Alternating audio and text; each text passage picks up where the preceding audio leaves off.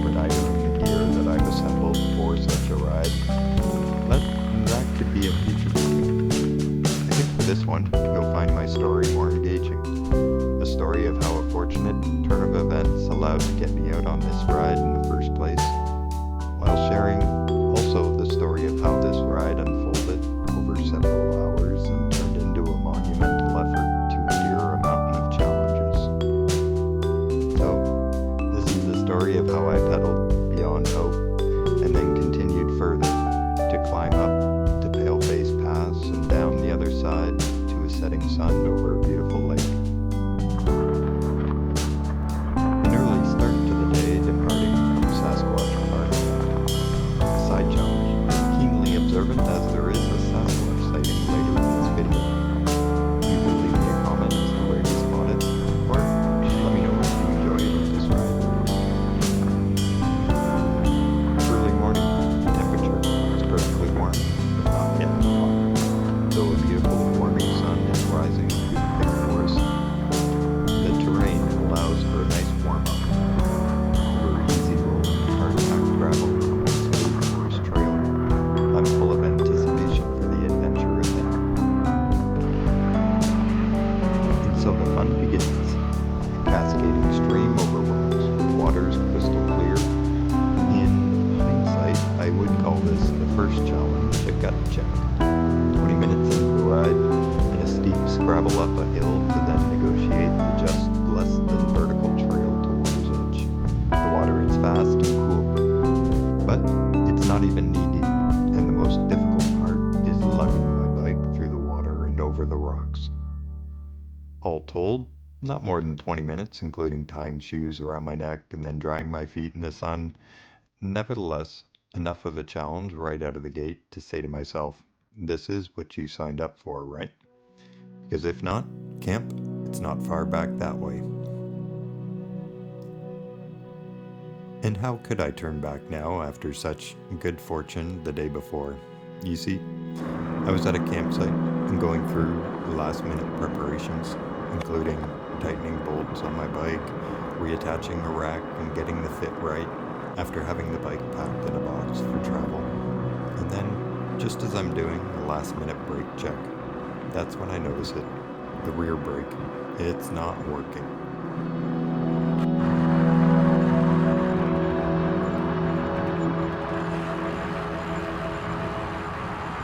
And so the ride continues for a spin in Hope, BC. Picturesque town, this one, surrounded by peaks and the Fraser River. If you're of a certain generation, notably a fan of 80s action blockbusters, this may look familiar. Rambo, First Blood, it was shot here.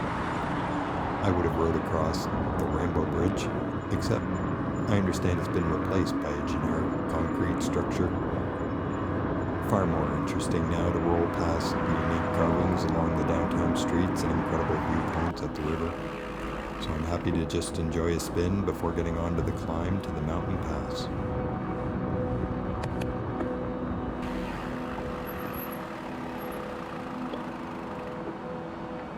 And to continue my story, frustrated.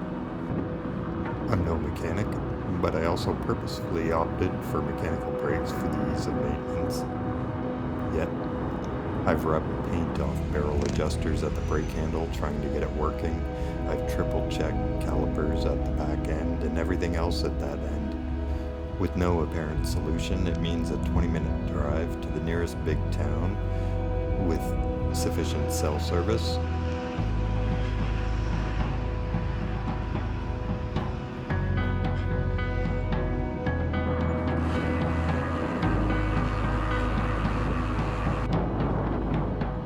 Starting at sea level in Hope, I begin the climb that at the peak of the Paleface Pass reaches over 1,400 meters.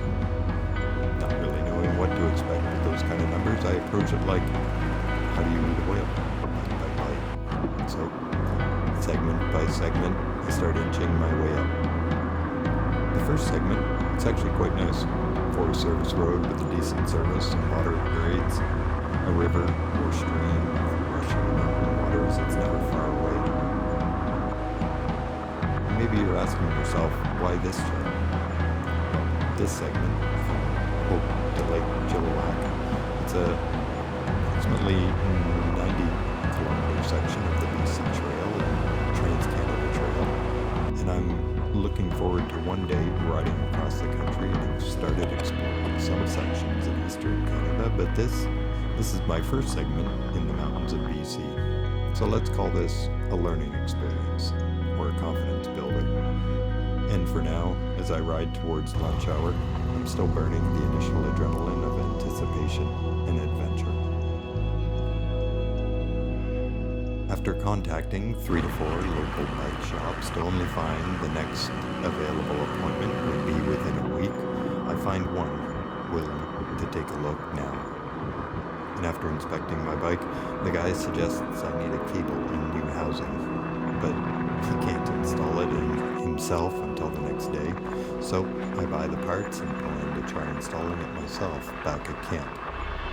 But first I need to stop at the local Canadian Tire for some kind of special cutter thing to get the right length of housing for the brake cable.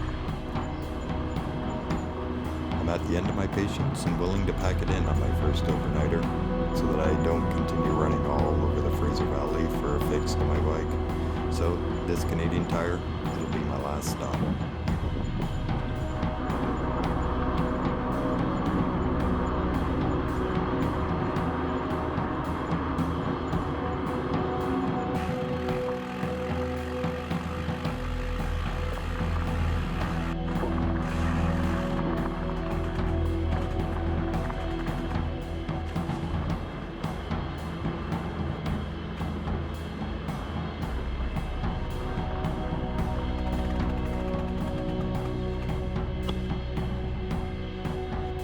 At the point of moving from relative ease of Forest Service Road to Mountain Trail, I stop for lunch and a short rest. I'm feeling good at this point in the ride, but in looking back now, I see that the challenges, they're just coming up.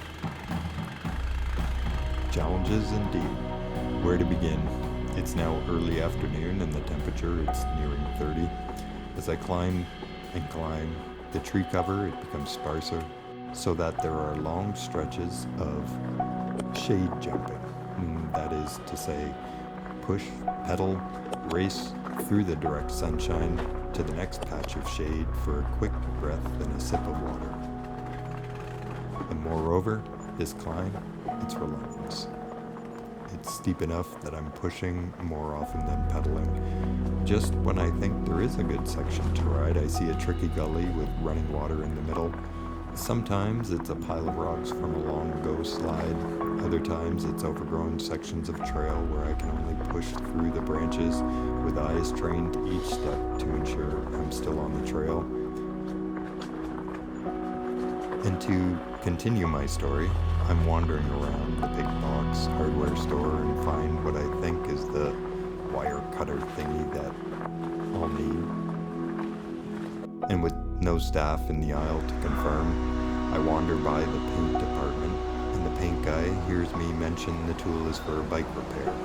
He suggests going to the bike section. Thanks, I guess, is my initial reaction until I get to the bike section, and there, despite what most anyone who has ever visited Canadian Tire knows, that they sell lots of bikes and stuff, but they don't do repairs, there it is, a bike repair counter with a tech on duty. His colleagues, they called him Shadow, black hair pulled back, dressed all in black, with the hands tattooed and steel ringed, suggesting an interest in power chords and heavy metal guitar riffs of the Iron Man or Smoke on the Water variety.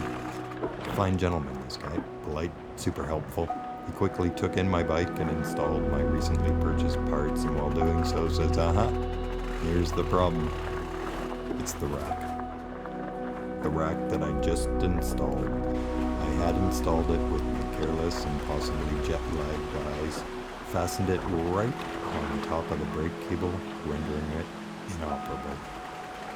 As I'm thanking Shadow for his great and quick work, I note that had I known, I would have come to Canadian Tire in the first place. He proudly notes that this is the first of its kind in all of Canada. and asks that I tell everyone I know. So, here you go. Check out his counter for Protect services at the Canadian Tire in Chiliwack, BC. First in Canada. Huh, what luck. Could I really turn back at the first bit of challenge after such serendipity? I could have given up before even starting, but I took the opportunity to search out a solution. Within reason, I followed a path with each step leading to the outcome, but that straight line, it wasn't apparent at the outset. Sometimes it's just a bit of a leap of faith and perseverance to just follow your choices, intuition, or go with your gut, whatever you like to call it.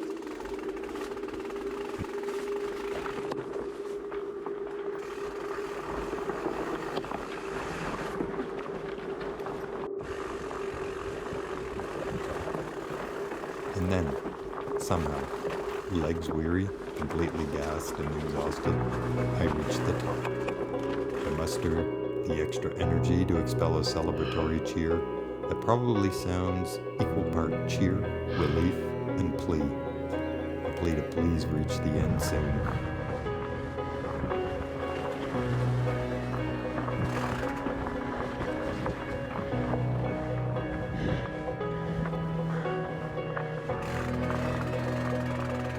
Yahoo! Yahoo! After the peak, the app that I'm riding with, it suggests a straight downhill over 10 to 15 kilometers. Not far to go. But in fact, the first several are into a brand new type of forest. Deep shadows among moss-covered cedars. The trail is steep, twisting, and rugged. So much so that my weary body and common sense has me opting to walk my ride down, save for a few sections where I feel good enough to roll. I've been checking the app for my progress step by step, and it feels like forever, and I'm stuck at the top of the Paleface Pass. It seems like hours.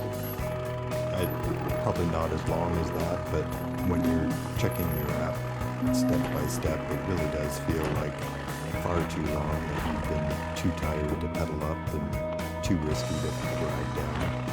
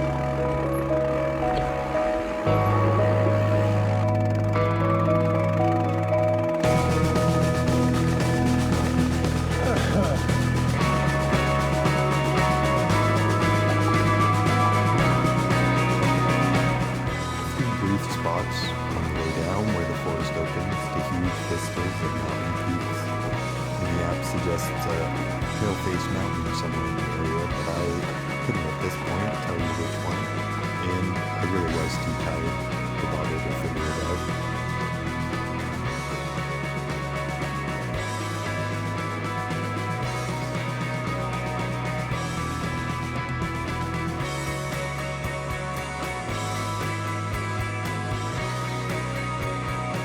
Never again, I don't think, will I be so happy to see a rugged and rocky forest service road. Because now it's all downhill. We get a brief pause for the sunset. For this ride, I'm done. Lessons learned.